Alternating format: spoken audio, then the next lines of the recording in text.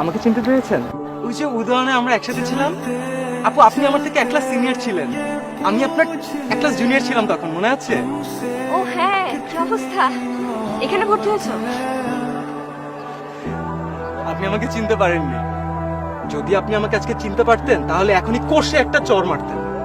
আমি রুমে সবার সামনে আপনার ক্লাসে যে ছেলেটা আপনাকে আই লাভ ইউ বলেছিল, মনে আছে? ওইটাই আমি।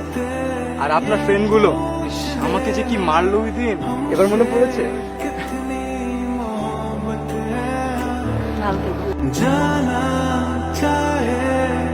বলুন বলুন।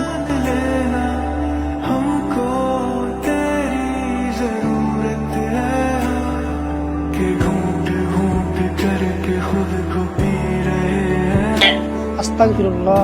को क्या बताए कैसे जी रहे हैं हम से हो चुके हैं अब तसल्लियों में हम सच है ये हम अगर तुमसे मोहब्बत है तुमसे मोहब्बत है बस तुमसे আরে আমি আপনাকে ফোন দিচ্ছি, আপনি ফোনটা থেকে আমাকে আমার ফোনটা বাসার করবেন। সামনে কি করতেছো? তাহলে তো আপনি ফোন করেন না আমার, আমি ফোন আমি আপনাকে কতবার ফোন করছি, আপনি একটা ফোনটা চেক করেন। একটা মানুষ কত অ্যাভয়েড করতে পারে একটা মানুষকে, আপনি একটু বলেন আমাকে। আপনি জাস্ট একটা টেক্সটের রিপ্লাই দেন, আমার তো কোনো কথা। আমি তো আপনাকে বলতে চাচ্ছি যে আপনি একটু আমার কমিউনিকেট করেন। আশ্চর্য! এই এলাকা আমার জন্ম, আমি জন্মের পর থেকে প্রত্যেকটা মানুষ আমাকে চিনে।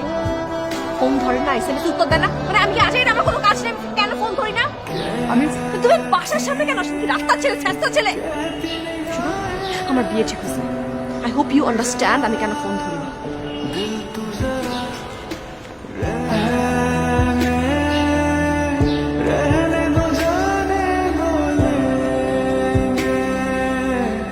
दिल को मना मुड़ते मुड़ते ये सोच लेना আপনি আমার জন্য একটু ওয়েট করবেন।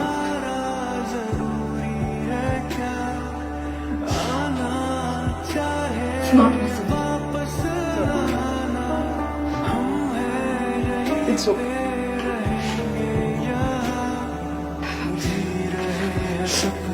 তোমাকে একটা প্রশ্ন করে সত্যি উত্তর দেবে? সত্যি আমি মিথ্যা বলি না। तुमसे कह सकेंगे हम सच है ये বর তো চলে গেছে। हम अगर तुमसे मोहब्बत है तुमसे मोहब्बत है बस तुमसे हाँ तुमसे ही हाँ तुमसे मोहब्बत है